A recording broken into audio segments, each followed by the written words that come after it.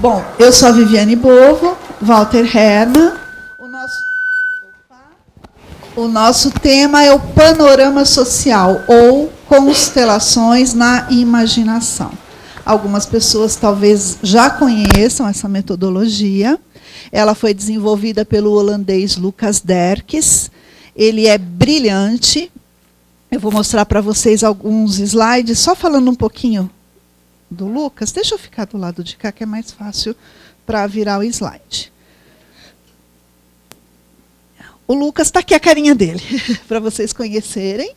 Ele é holandês, ele é um psicólogo social, pesquisador, escritor, artista plástico, ele é treinador de PNL, e ele desenvolveu essa metodologia que vocês vão perceber que é uma ponte entre a PNL e as constelações. E ela é extremamente útil para quem quer fazer trabalho individual, para quem é coach, para quem atende um cliente individualmente num consultório, um terapeuta, um constelador que quer fazer um trabalho individual. É uma ferramenta muito enriquecedora para quem tem esse tipo de trabalho individual. E vocês vão ver algumas ilustrações, porque o treinamento dele, ele traz os conceitos também através de flip charts que ele desenha. São lindos, porque ele é artista plástico, então é muito rica a representação visual que ele faz dos conceitos. Alguns a gente colocou aqui na apresentação, então vocês vão ver algumas ilustrações feitas por ele. Bom, ele escreveu o livro Panorama Social, que já está traduzido em várias línguas. Ele dá treinamento nos 5 continentes o ano todo, ele é muito conhecido no mundo todo. E nós traduzimos o livro dele, que está aí no fundo. O livro está muito bem estruturado, muito bem explicada a técnica toda. Algumas pessoas que já conhecem estão fazendo assim com a cabecinha, né? Então, até se vocês tiverem dúvida, quiserem trocar ideia, algumas pessoas que estão fazendo assim, acho que já leram e já sabem que é bom, né? Troquem ideia aqui. A Marusa, pelo menos, está fazendo assim. E quando ele publicou o livro, ele deu para a gente o motivo pelo qual ele publicou o livro. O mundo está repleto de miséria emocional coletiva. A razão principal para escrever um livro como este é que o seu conteúdo pode contribuir para a qualidade da vida humana no sentido mais amplo. É isso o que ele diz da razão pela qual ele escreveu esse livro. E a gente, vendo o trabalho maravilhoso e os resultados que dão, nos sentimos empolgados em traduzir e publicar. Então, aqui é só um resumo, né, do que de quem é Lucas Derkes. E agora a Walter vai falar um pouquinho para vocês do modelo.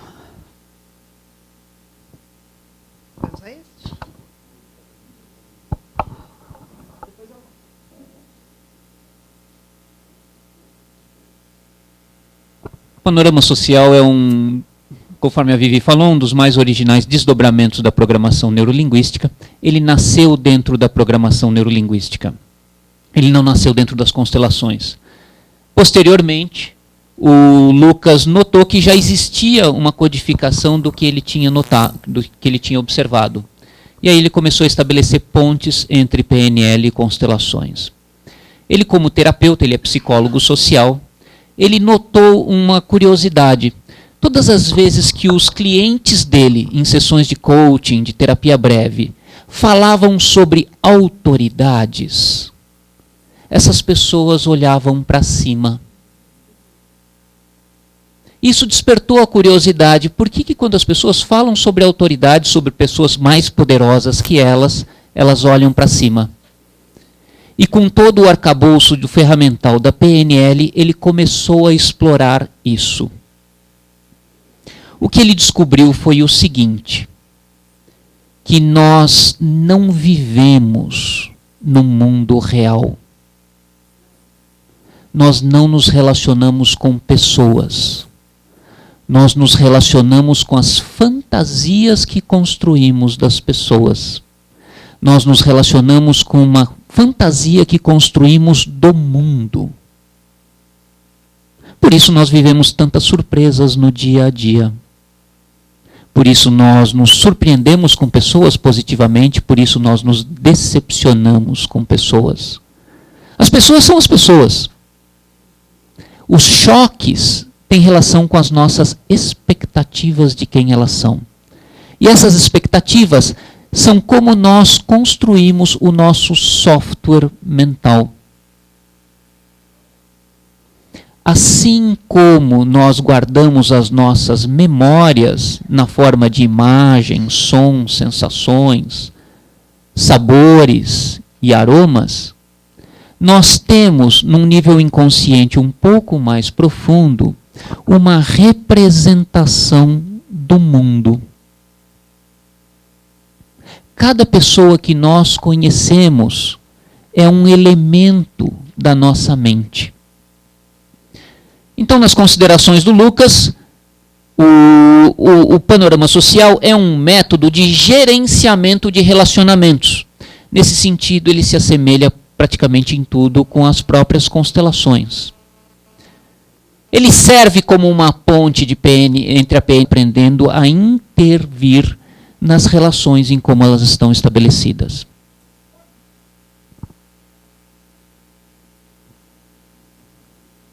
Tanto quanto a constelação, o panorama social funciona muito semelhante, é uma ferramenta excelente de intervenção em terapia breve. Ele dá um arcabouço também muito consistente para nós entendermos a experiência espiritual de um ponto de vista perceptual e não somente místico. E ele possui um sólido embasamento conceitual e científico. Isso é muito interessante para os consteladores que estão buscando uma bagagem para compreender o que acontece nas dinâmicas de constelações. Essa é uma frase do Derks: o modelo do panorama social é uma ferramenta para analisar e resolver problemas da vida social. O nome não ajuda muito no nosso país, porque quando a gente fala de panorama social, as pessoas pensam, é política, é isso, é aquilo, é Lula, é não sei o que mais, Dilma. Não, não tem nada a ver. Tem a ver com as nossas representações internas do nosso universo de relacionamentos, do nosso mundo social, onde se inclui a família. Aqui tem uma definição, vocês vão ter acesso a esses slides. O panorama social é uma parte social do modelo mental da realidade. O panorama social de uma pessoa é a representação de todas as suas imagens de pessoas ou de coisas e entidades sociais. Quem de vocês conversa com o cachorro ou com o gato? Quem de vocês conversa com o computador? Para quem de vocês o carro tem nome? E nós não estamos com camisas de força no hospício. Nós personificamos as pessoas, os grupos sociais, o planeta é uma personificação. A gente fala do planeta como se fosse uma mulher, alguma coisa assim. Em algumas culturas o sol é masculino. Nós personificamos as coisas. Eu vivo discutindo, por exemplo, com o meu notebook. Todos os dias eu me desentendo com ele. Bem, essas personificações são como nós representamos o universo dos objetos, das coisas, das pessoas com quem nos relacionamos. É possível, então, dar uma personalidade a qualquer coisa, a qualquer pensamento. Nós podemos personificar conceitos. Para facilitar a sua utilização, o modelo do panorama social reduz a experiência social às personificações e às suas localizações na mente. A gente vai fazer uma pequena exploração agora. Eu não sei se vocês preferem ficar de olhos abertos ou fechados, não importa. Eu gostaria que vocês pensassem numa pessoa amiga, numa pessoa com quem vocês têm uma relação boa. Eu não gostaria que vocês pensassem num evento específico com essa pessoa. Eu não quero uma memória específica. Eu quero que vocês pensem nessa pessoa de uma forma geral. A minha pergunta é, no universo imaginário de vocês, onde essa pessoa aparece quando vocês pensam nela? Às vezes é uma vaga impressão. Ela aparece de um lado, ela aparece do outro, ela está atrás, ela está à frente de vocês. Às vezes é quase como um vulto, uma impressão. Gostaria de perguntar para vocês, para quem essa pessoa que vocês pensaram, ela está imediatamente à frente de vocês? Levanta a mão. Para quem está do lado esquerdo? Para quem está do lado direito? Para quem está atrás de vocês? Levanta a mão. Muito bem. Pensem numa segunda pessoa de um outro contexto de vida de vocês, que seja um relacionamento também amigável, agradável. E observem onde ela aparece no espaço mental de vocês.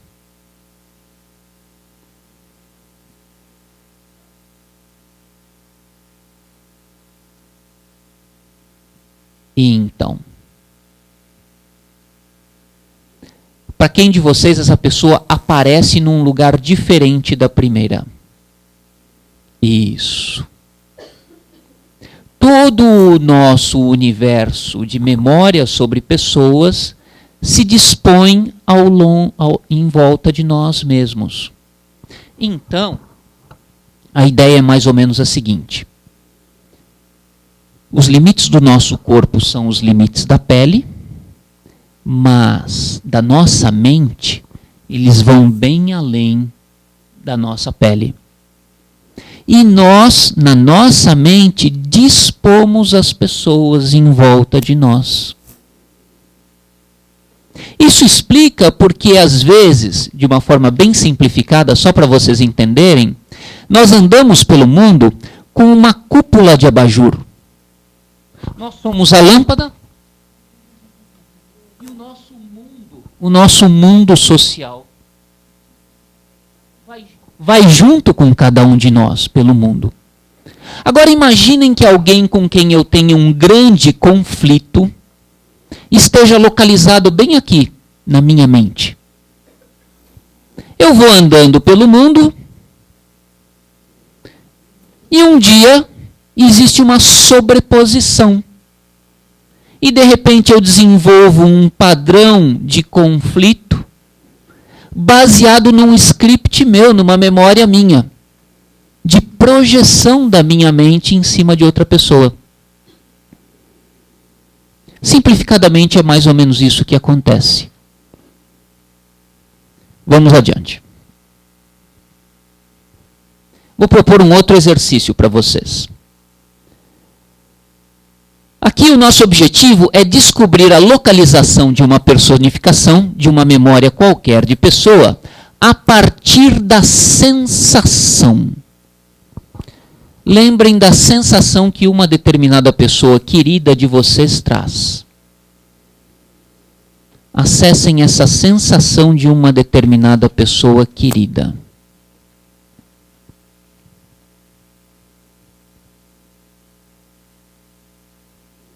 Todos conseguiram acessá-la? Agora, acessem no pensamento onde está essa pessoa vinculada a essa sensação.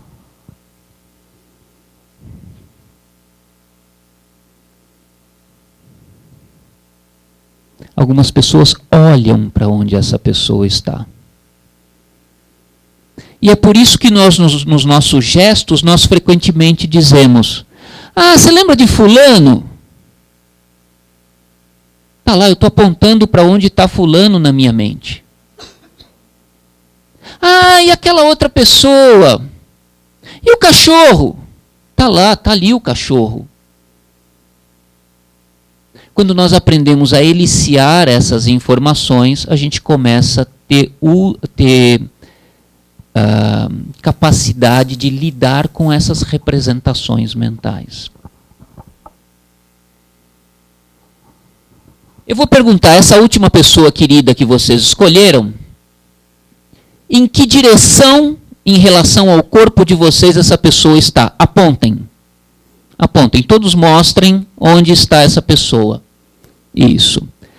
A que distância ela está? Exatamente onde vocês estão apontando ou está mais longe? Muito bom. Uma das coisas interessantes no panorama social é que ele mostra os processos de identificação. Porque como nós estamos trabalhando com representações mentais, às vezes duas pessoas ocupam uma mesma posição. Ou uma pessoa do nosso relacionamento está parcialmente ou integralmente na posição do nosso próprio corpo. Isso explica, por exemplo, o que acontece dentro das constelações dos fenômenos de identificação. Frequentemente, para intervir num processo de desidentificação, nós temos rituais nas constelações e no panorama social nós fazemos isso com operadores mentais. O resultado é o mesmo. Vou perguntar para vocês, essa pessoa querida de vocês, ela está mais alta, na mesma altura ou mais baixa que vocês? Vou perguntar, para quem está mais alta? Para quem está mais baixa? Para quem está na mesma altura? Muito bom. A altura de uma personificação fala sobre o poder ou a importância dela. Normalmente, as pessoas de poder estão mais altas que nós. As pessoas de menos poder estão mais baixas, exceto os pais e as mães. Os pais de um modo geral. Os pais sempre estão mais altos. Se eles estão mais baixos, eles estão desempoderados. Vamos fazer uma exploração. Eu vou um pouco mais adiante. Outra pergunta. Para onde olha essa pessoa? Essa pessoa olha para vocês, para a mesma direção que vocês, ou olha para uma direção diferente da que vocês olham? Normalmente, no panorama social, funcional, as pessoas que nos apoiam, as pessoas que nos sustentam, como nas constelações, a gente coloca os pais por trás, elas olham na mesma direção, dando a sustentação por trás. Para uma criança, todas as pessoas do panorama social dela olham para ela. Ela está sendo cuidada. São generalizações. Mas a gente começa a entender coisas como quando a gente vê as intervenções do Hellinger e, de repente, uma pessoa do nosso relacionamento está numa posição olhando para baixo, ou ela não nos olha. Para quem essa pessoa com quem vocês acabaram de aliciar está olhando para baixo e para uma outra direção? Essas são informações que trazem informações.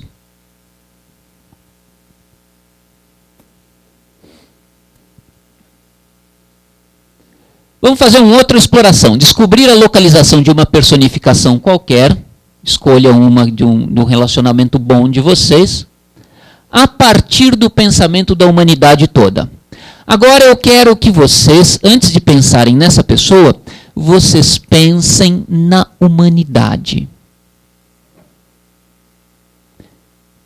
Pensem na espécie humana.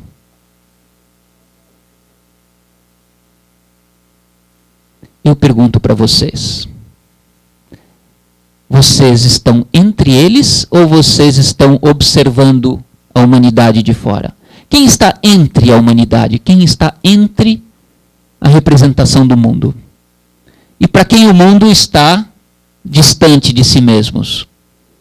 Mais informações nós temos aqui. Como nós nos relacionamos com a personificação do mundo? Nós fazemos parte ou não? Pois bem, agora eu quero que vocês experimentem entrar no mundo. Se coloquem entre as pessoas, entre a humanidade, como parte da humanidade.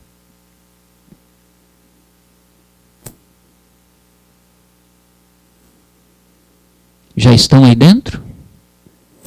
Agora pensem numa pessoa específica do relacionamento agradável de vocês. Onde aparece essa pessoa? A humanidade está em torno de vocês, vocês estão dentro, fazendo parte, onde aparece uma pessoa específica que vocês escolheram.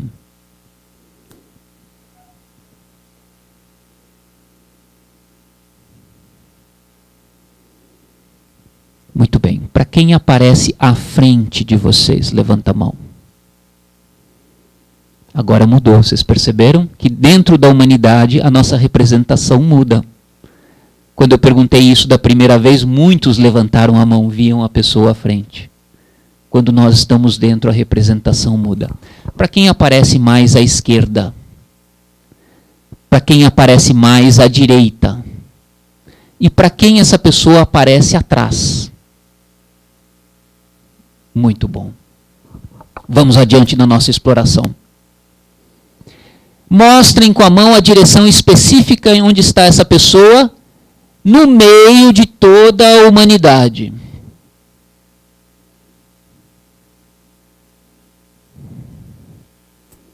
Mostrem com os dedos para onde essa pessoa olha.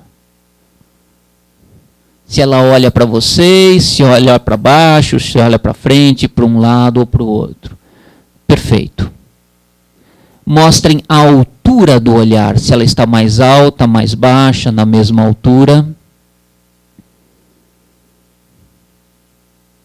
Para quem é constelador, já está começando a tirar conclusões e tomar decisões de como pode usar essa ferramenta. Pois agora a constelação não está mais na mesa. Está da mente da mente de cada cliente.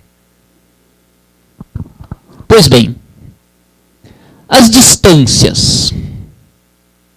Para quem essa pessoa dentro da humanidade está num círculo, num raio de extensão dos braços? Levanta a mão. Esse é chamado de círculo íntimo.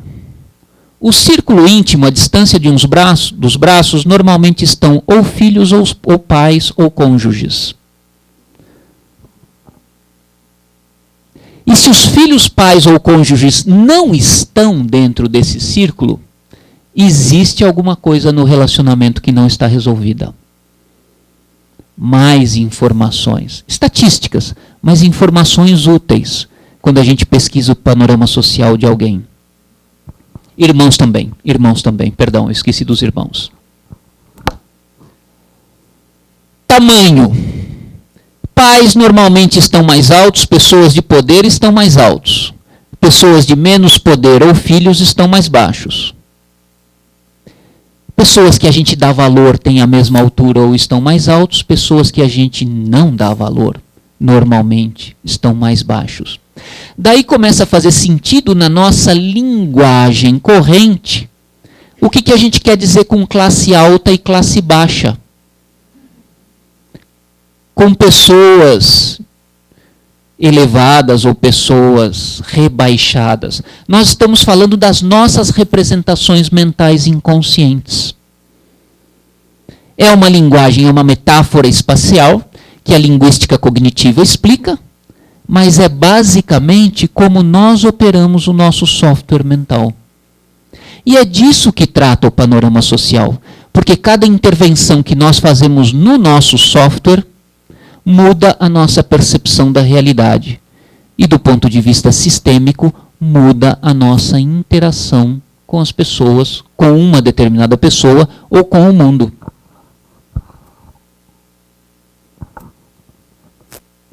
Alguém quer fazer alguma pergunta até aqui?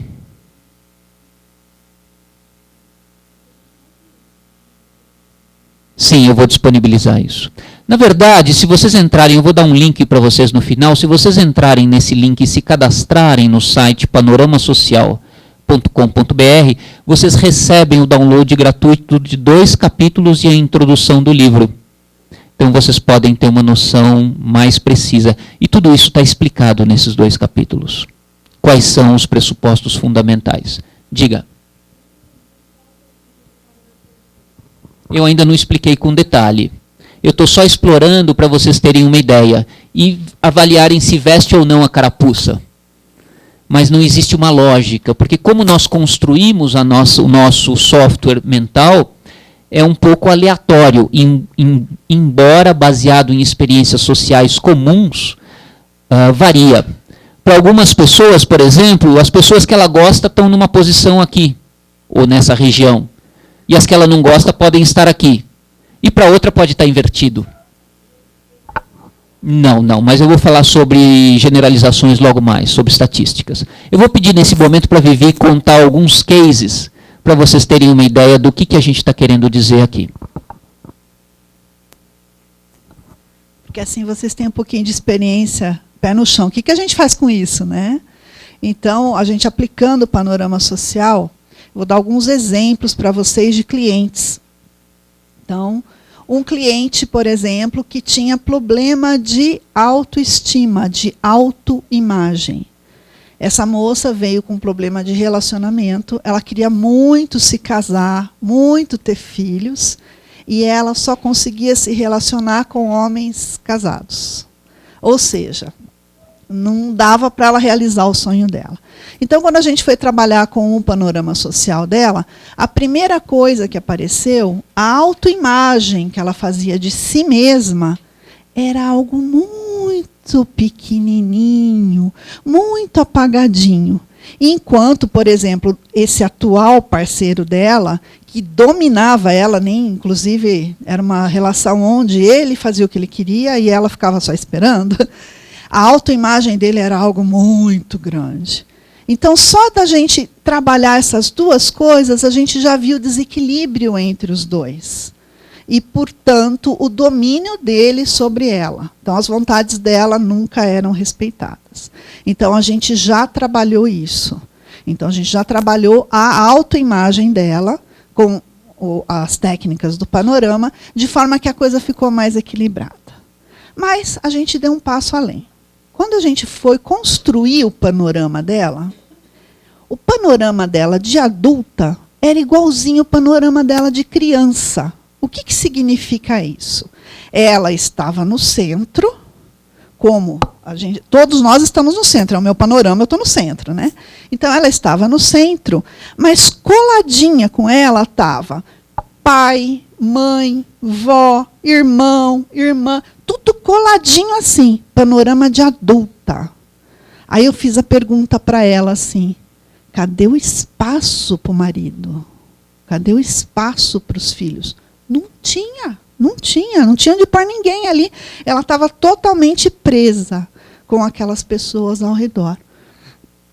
Então, quando a gente trabalhou, atualizou esse modelo do panorama dela para algo mais adulto, colocando pais no lugar de pais que olham para adultos, dando o espaço necessário para a vida dela de adulta, onde ela assume a vida dela, começou a surgir espaço. Acho que 2 meses depois ela me escreveu, terminei com aquele cara. Então, primeiro passo para ela se abrir para poder ter o relacionamento que ela gostaria de poder casar e ter filhos. Esse é um exemplo prático. Outro exemplo prático de panorama social com relação à autoridade. Uma outra pessoa trabalhando para o governo em Brasília, e quando as pessoas trabalham no governo, muitas vezes elas não podem escolher muito bem onde está, porque elas são nomeadas, os chefes são determinados, e essa pessoa estava tendo muito conflito com a chefia imediata, que era uma pessoa muito agressiva, com um trato muito difícil. E essa pessoa estava muito abalada com isso. E aí nós trabalhamos o quê? O panorama de autoridade. O panorama de autoridade é algo muito interessante. Normalmente, o que a pessoa faz quando ela tem problemas com autoridade? Veja só, ela está aqui, no panorama social dela. A autoridade está em algum lugar, mas bem grande. Olha o movimento que ela faz. Ela sai dela mesma, entra nessa autoridade grande e, a partir de lá, ela se olha. Aí ela se vê bem pequenininha. Então, ela se olha a partir da autoridade. E aí, com isso, ela está totalmente fora do centro dela, totalmente recebendo a influência dessa autoridade. E ela não tem como agir. Então, a gente trabalha isso também. Primeiro, ela voltando para cá, equilibrando essa autoridade, que, nesse caso, não precisa ser desse tamanho, aumentando a dela, e ela conseguiu, mesmo a pessoa tendo os mesmos comportamentos, aquilo não impacta mais ela da mesma forma. É diferente o impacto. É como assim, alguém quer te entregar um presente, você pode aceitar receber ou não, não é? A pessoa foi lá e comprou presente, isso você não pode influenciar. O chefe vai continuar sendo daquele jeito. Se ele é uma pessoa que reage desse jeito, vai continuar reagindo. Mas o que você dá de resposta a isso é que pode ser diferente. E no caso dela, foi isso que a gente trabalhou. Um outro exemplo de um cliente que já tinha trabalhado constelações e chegou dizendo, não quero constelação, porque eu fiz e não deu resultado, e eu quero esse tal de panorama. Falei, tudo bem, vamos lá. Qual é a sua queixa? A queixa desse cliente era solidão. E foi muito interessante. Quando a gente começou a explorar e montar o panorama dele, todos, as pessoas que deveriam estar no círculo íntimo, todas essas pessoas, esposa, filhos, pai, mãe, estavam a metros de distância. Tipo assim, 4 metros. Onde está seu pai? Ah, está uns 6 metros de mim. Ah, e o filho mais velho? Ah, uns 7, 8 metros de mim. Todos muito distantes. A humanidade, então, vocês não fazem nem ideia. Ele nem enxergava a humanidade. Então, ele estava simplesmente sozinho no centro e todos muito distantes dele. É óbvio que ele se sentia sozinho. Ele estava sozinho mesmo. Então, como é que a gente trabalha? A gente começa a trazer essas pessoas. E, no caso dele, aconteceu algo muito interessante também. Ele já tinha feito constelação, disse que já tinha trabalhado pai e mãe. E, quando a gente foi tentar aproximar a mãe, aconteceu algo meio bizarro. Ele descreveu que quando a mãe se aproximava, em vez dela se aproximar devagarzinho, que nem na constelação, né, a gente vai experimentando, vai trazendo ela devagarzinho. Como é que você se sente? Pergunta para ela se é bom ela se aproximar. A gente vai com muito cuidado. Quando ele foi fazer isso, ele disse que a mãe veio correndo na direção dele, e conforme ela fez esse movimento, ela se transformou num dinossauro. Então, se ele já tinha constelado, ou ainda estava fazendo efeito, ou não tinha atingido o ponto dele com a mãe. Porque aqui ele trouxe uma informação muito rica. Como é que a mãe dele se transforma num dinossauro? E ele assustou, como uma criança, ele levou um susto muito grande. Ele falou que aquilo amedrontava. Não saiu, desculpa. E quando ele foi para a mente adulta, ele disse, nossa, isso é engraçado, é bizarro. Mas enquanto ele estava se sentindo criança, aquilo era assustador. E outro exemplo prático foi uma situação bem interessante em relação a esse exemplo que Walter deu para vocês. Lembra que ele comentou da cúpula? Ele veio até que brincou, né? Ah, um entra no lugar do outro. Nós tivemos um cliente também, ele era um delegado de polícia, mas esses delegados ponta firme, muito honesto, muito querido, que fazia muita coisa pela cidade. A equipe dele amava ele, a cidade amava ele. E uma vez um funcionário fez uma denúncia anônima. Só que quando ele fez uma denúncia anônima, ele foi fazer num lugar que todo mundo viu, ou seja, ele queria ser descoberto. E o grupo, o delegado se sentiu muito magoado, porque era uma denúncia falsa. Mas o grupo que trabalhava queriam crucificar ele. Como é que você faz isso com o chefe, que a gente sabe que é honesto, com tanta gente aí que não acontece nada, você vai inventar uma mentira do nosso chefe, que é uma pessoa impecável. Então, a situação naquela delegacia estava insuportável. E esse delegado era tão humano que ele estava receoso de punir esse funcionário, de transferir de cidade, porque ele falava, ele tem família aqui, tem os filhos, sabe, uma pessoa que pensa mais sistêmico. E ele falou, o que eu faço? E veio buscar uma ajuda. E aí a gente usou esse modelo. E aí que tem muito a ver com constelação, vocês vão ver como parece muito com a constelação e quando a gente identifica uma pessoa com a outra. Então, nós pegamos 2 representantes, um representante para o delegado e um representante para este funcionário. E não explicamos para esses representantes... Oi?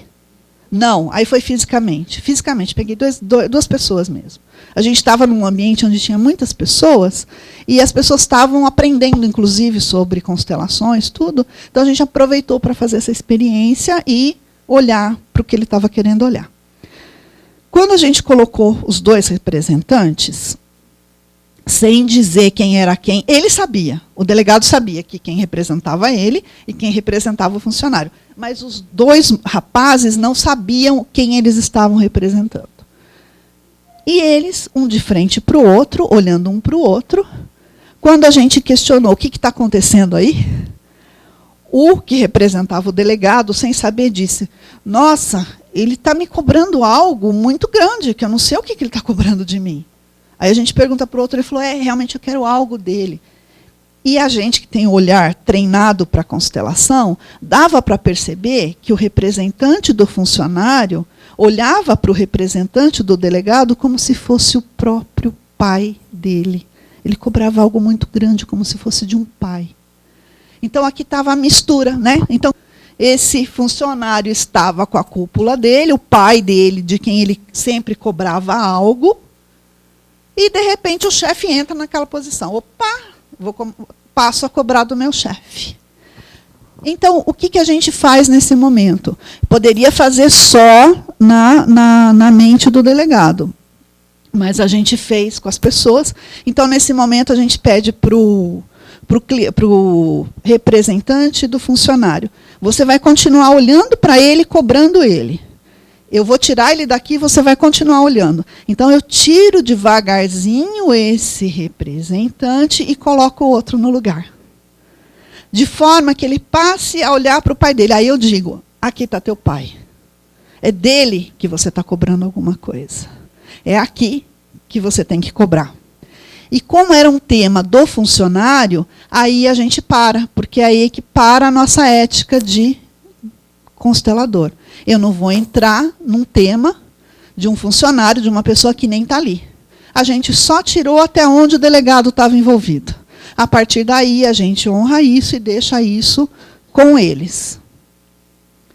Passou, o delegado falou: mas só isso? Eu achei muito interessante, né, isso. Mas e agora? Falei: não sei, vamos esperar para ver o que acontece. A gente estava, era uma outra cidade que a gente estava trabalhando, a gente ainda estava na cidade, 2 dias depois ele vem assim: o que é aquilo que vocês fizeram?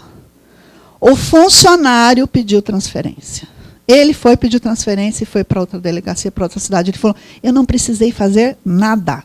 Tudo aconteceu automaticamente.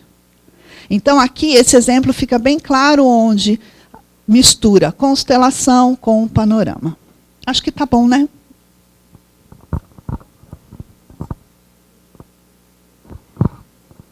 Alguém tem alguma pergunta ou comentário? Diga.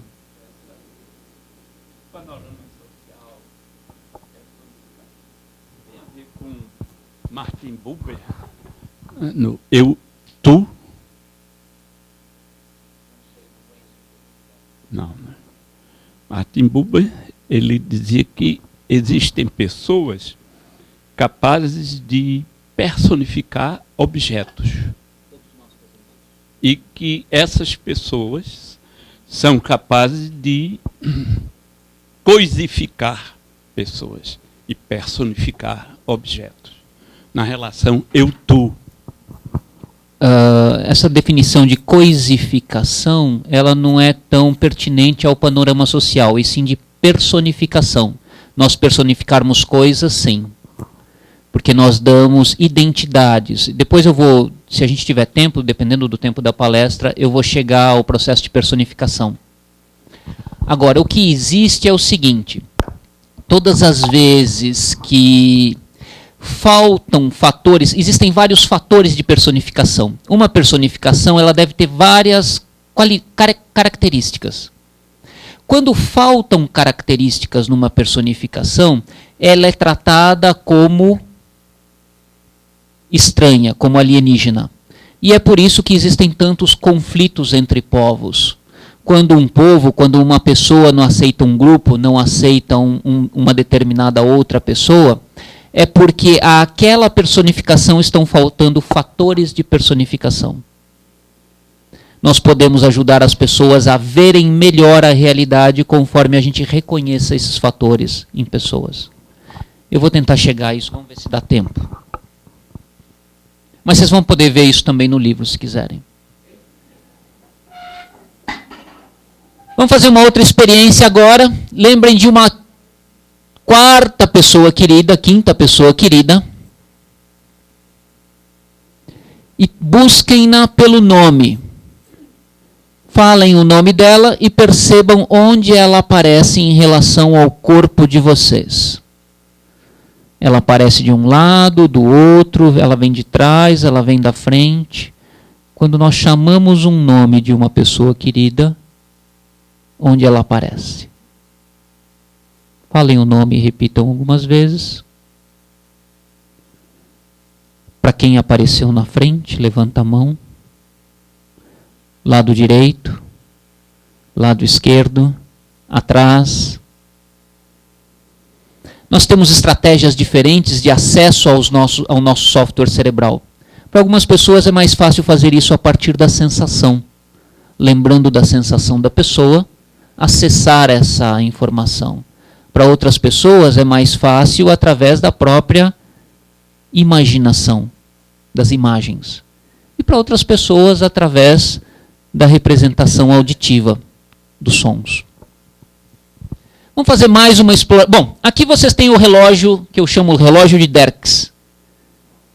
Aqui são vocês vistos de cima, e a gente pode começar a colocar em volta do nosso corpo as pessoas representando o narizinho delas para onde elas olham em relação ao nosso corpo, a que distância elas estão, e a gente tem aqui no relógio de 1 a 12 uma noção de direção. Nós poderíamos, se tivéssemos mais tempo, fazer um inventário da turma. Onde estão as mães? E a gente faz uma plotagem aqui, bota os pontinhos das mães, como se a gente fizesse tirasse uma média de posição das mães. E fazer a mesma coisa dos pais, dos irmãos, dos filhos, das pessoas queridas e das pessoas indesejadas também. Aqui algumas definições, eu vou pular isso por falta de tempo. Eu vou propor um outro exercício muito interessante, que eu considero interessante. Pensem numa pessoa completamente desprezível. Aquele que é o pior do que o cocô do cavalo do bandido. Eu não sei se isso é um político na vida de vocês, alguém que aprontou uma muito séria com vocês. Eu não sei se isso é um terrorista, o que é? Lembrem de uma determinada pessoa desprezível.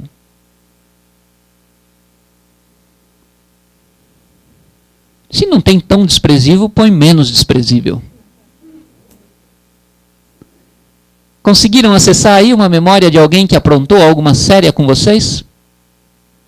Muito bem. Se essa pessoa está próxima de vocês, ela está influenciando a vida de vocês. Às vezes é um chefe, às vezes é uma pessoa que tem muito poder sobre vocês. As pessoas desprezíveis normalmente a gente coloca longe. Mas, quando elas têm poder sobre nós, elas estão mais próximas. Se elas estão imediatamente à frente de vocês, isso é um problema muito sério para vocês. Não só porque elas aparecem o tempo inteiro, mas como porque elas obstruem a visão de futuro de vocês. Então a interferência é muito mais séria. E provavelmente isso cria um script bastante frequente na vida de vocês. O tempo inteiro vocês se deparam com pessoas que agem dessa determinada forma. Não são as pessoas que agem assim. Somos nós que projetamos isso na nossa realidade, enquanto não mudamos o nosso software mental. Muito bem, vamos fazer algumas experiências com essa pessoa desprezível. Vocês topam? Para aprender um pouco sobre como a nossa mente funciona. Antes disso, nessa pessoa que vocês identificaram aí desprezível, avaliem a distância, o posicionamento na cúpula de abajur, nesse mundo pendurado na cabeça.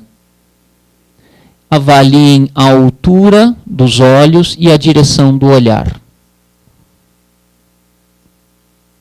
A gente deve ter em mente que as pessoas não estão olhando assim para nós o tempo inteiro.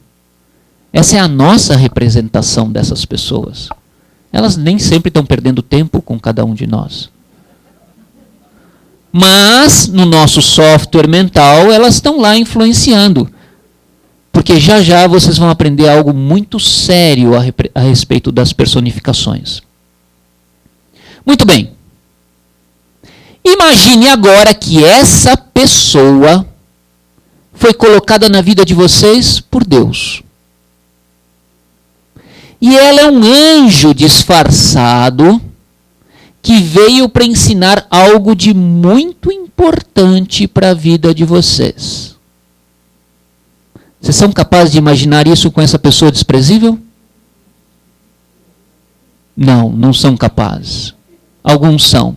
Aqueles que são capazes de imaginar que essa pessoa foi botada para vocês, na vida de vocês, por Deus, por uma razão muito importante, o que acontece com a representação dessa personificação? Muda imediatamente. Porque as posições do nosso panorama social são posições que determinam relações e significados. Elas não são reais, são as nossas fantasias da realidade. Agora eu fiz só uma brincadeira com vocês, elas não são anjo, na verdade. Elas são tão desprezíveis quanto vocês tinham imaginado originalmente. O que acontece com elas? Voltam para a posição original? Muito bem, vamos fazer mais explorações. Imagine que essa pessoa ficou repentinamente, para o nosso desgosto, muito mais poderosa e rica do que era. Ganhou na loteria, por exemplo. Imaginem isso. O que acontece com essa personificação? Para quem subiu a personificação? Se essa pessoa ficou muito rica e poderosa, para quem ela aumentou de tamanho? Isso. Isso tem a ver com a nossa escala de valores. Quando nós damos valor a dinheiro e poder, é assim que nós damos significado e ela se eleva. Mas se dinheiro e poder não têm significado para nós, ela não altera a posição. Percebam, nós estamos brincando com o software. Está fazendo sentido essas explorações? Vamos adiante. Então não escreva. Depois você formata o seu HD. Eu gostaria que numa folha de papel agora vocês relacionassem os piores defeitos dessa pessoa. Sim, sim. Os piores defeitos. O que é mais desprezível? O que é mais terrível nessa pessoa? Oi? Não tem? Pois só as piores. Só as piores. Põe só as piores características. 10 ou acabou? Não, ela falou que tinha que terminar às 10h40. Vamos torcer para dar tempo. A gente começou atrasado por conta do atraso da outra palestra. Conseguiram relacionar? As 3 piores características, o porquê delas serem tão desprezíveis? Sim? Quem fez isso, levanta a mão. É porque eu queria ter uma ideia estatística. Quais são as 3 piores características dessa pessoa? Agora eu tenho algo muito contundente. E eu preciso saber se vocês estão dispostos a isso. Vai precisar de coragem para fazer a próxima parte. Não estou brincando. Todos estão dispostos? Quem não tiver, apenas não faz o exercício. O terceiro pressuposto fundamental do panorama social. As nossas personificações são partes da nossa mente. Isso significa que esses defeitos que vocês reconheceram nessa pessoa pertencem a vocês. Porque é o nosso software mental. Agora eu quero que vocês imaginem pelo menos uma situação onde vocês agiram exatamente da mesma forma. e agiram de forma tão desprezível quanto essa pessoa agiu com vocês.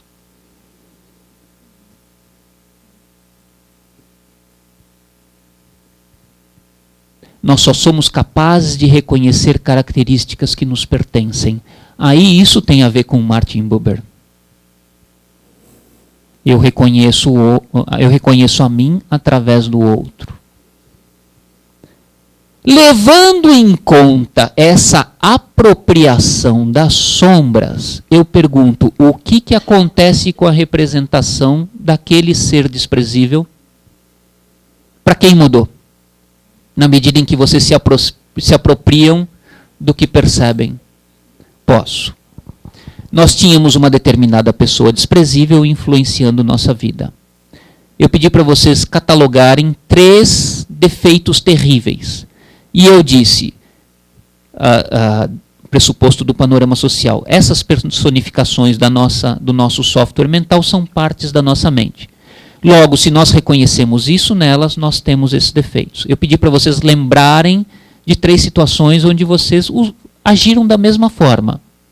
Agora, depois dessa apropriação, eu pergunto, o que aconteceu com a representação original do ser desprezível? Para quem mudou? Sim, nós somos todos iguais. E quando nós paramos de julgar e reconhecemos isso como características do nosso comportamento, muda o nosso software mental. São basicamente intervenções simples que nós podemos fazer no panorama social, que não são nada diferentes das frases que nós utilizamos nas constelações. Nas constelações nós utilizamos as frases, eu vejo você. Que significa a estratégia mental por trás disso eu sou capaz de me colocar no seu lugar e entender a sua realidade. Nós utilizamos frases para acionar determinadas estratégias mentais, que no panorama social nós utilizamos ferramentas de ressignificação um pouco diferentes. Só mais um instantinho. Aqui eu já falei. Já foi. Eu vou voltar então onde eu comecei a falar. As pessoas que nós conhecemos não são as pessoas reais. São as nossas fantasias dessas pessoas. Lembrem de alguém que era desprezível na vida de vocês e que um dia essa pessoa fez algo de muito bom para vocês que vocês não esperavam. Todos conseguem lembrar de alguém assim? Que na hora que a gente mais precisou foi a pessoa ponta firme?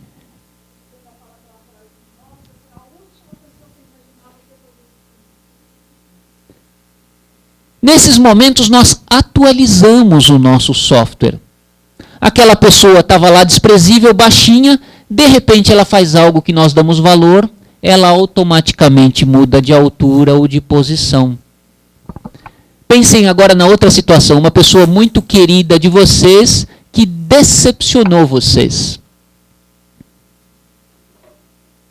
Todos têm alguém em mente? Alguém com quem vocês se frustraram um dia? Era uma pessoa que ocupava uma determinada posição, aprontou alguma, e de acordo com o significado que nós atribuímos a ela, ela automaticamente muda de posição na nossa mente. É basicamente isso que nós fazemos com as constelações. Os representantes constituem apenas uma dramatização de como nós vamos ordenando a nossa mente.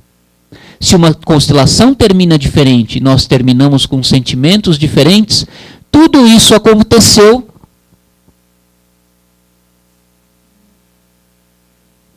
nesse mundo pendurado na nossa mente. Faz sentido? Muito bem, vamos ver se tem mais algo, enquanto não bater a polícia na porta.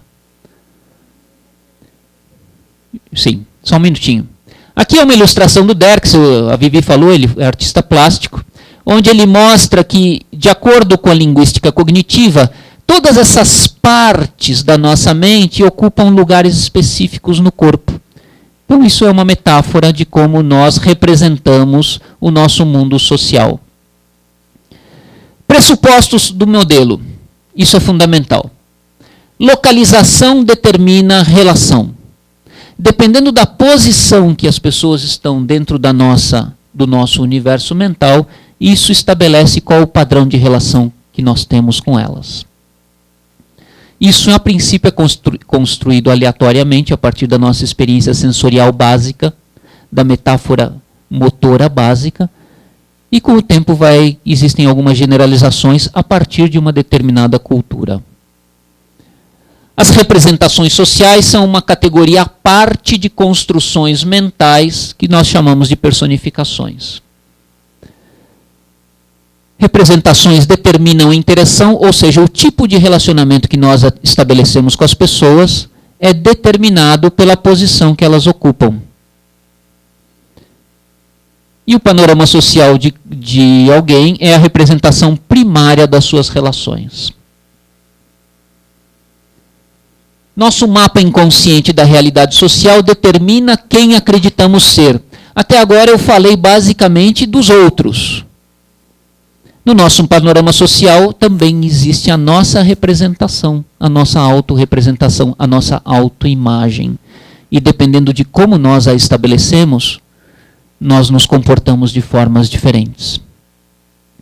Conhecer a autoimagem, portanto, é uma forma de tornar o panorama mais funcional, o software mais operacional. Aqui uma ilustração do Derks, da cúpula do abajur que eu falei para vocês. Aqui alguns tipos de personificações, a autoimagem, a autopersonificação, personificação dos outros ou das coisas estão aqui, dos grupos sociais, do clube, do pessoal da escola, do pessoal o pessoal das constelações, a comunidade de constelações, dos outros, aqui o mundo espiritual e aqui o das coisas. Por exemplo, na Grécia Antiga, o lugar dos deuses, só para vocês terem uma ideia como nós fazemos isso, o lugar dos deuses não era em cima. O lugar dos deuses era nas cavernas. O mundo espiritual ficava abaixo, não ficava acima. Era invertido. Vocês já notaram que quando a gente pensa em Deus, fala em Deus, a gente está sempre com o pensamento voltado para cima? É o lugar na nossa mente dos deuses, das personificações espirituais e dos mortos. Ocasionalmente, para algumas culturas ou para algumas pessoas, os mortos transitam no ambiente da realidade. E as pessoas se sentem muito mais influenciadas por essas presenças. Tudo isso nós somos capazes de diagnosticar e explorar quando a gente começa a perceber que cada gesto está apontando para as pessoas da nossa mente. Isso daqui, de novo, a gente vai passar para vocês. Deixa eu ver se tem mais alguma coisa muito interessante aqui que eu deixei de lado. Vou propor, então, para a gente terminar, a gente fazer uma exploração. Individualmente, pensem na mãe de vocês, não numa memória específica, numa situação específica. Resgatem a mãe de vocês e observem onde ela aparece em relação ao corpo de vocês. Peguem uma folhinha, desenhem um reloginho do Derks e registrem lá a posição da mãe de vocês. Eu quero que vocês façam isso apenas para terem mais domínio sobre a ferramenta, porque vocês podem, a partir de agora, usar essas representações para fazer constelações em sessões individuais. Na imaginação de vocês, notem onde aparece a mãe de vocês. Coloquem lá a cabecinha dela, o nariz para onde ela olha e botem uma setinha para cima, para baixo ou na horizontal para definir se ela está mais alta, mais baixa ou na mesma altura. Vejam aqui, então, vejam aqui. Aqui tem uma setinha. Isso significa que esse personagem dessa pessoa está mais alto que ela.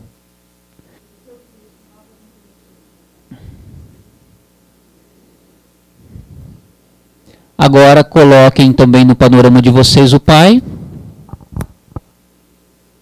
Percebam onde ele aparece, não numa situação específica.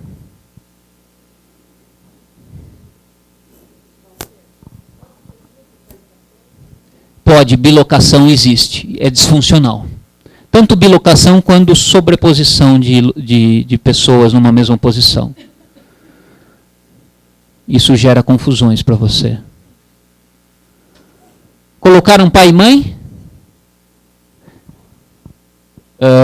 Eu vou encerrar a palestra porque a gente já terminou o tempo, mas vocês podem fazer essa exploração também com cônjuges, filhos e irmãos. E aí vocês começam a se apropriar da ferramenta. Como eu disse para vocês, a Vivi vai botar aqui o site. Tinha bem mais conteúdo, mas o tempo não permite. Aqui o site. Entrem no site panoramasocial.com.br, se cadastrem na comunidade que vocês têm acesso aos 2 capítulos iniciais do livro.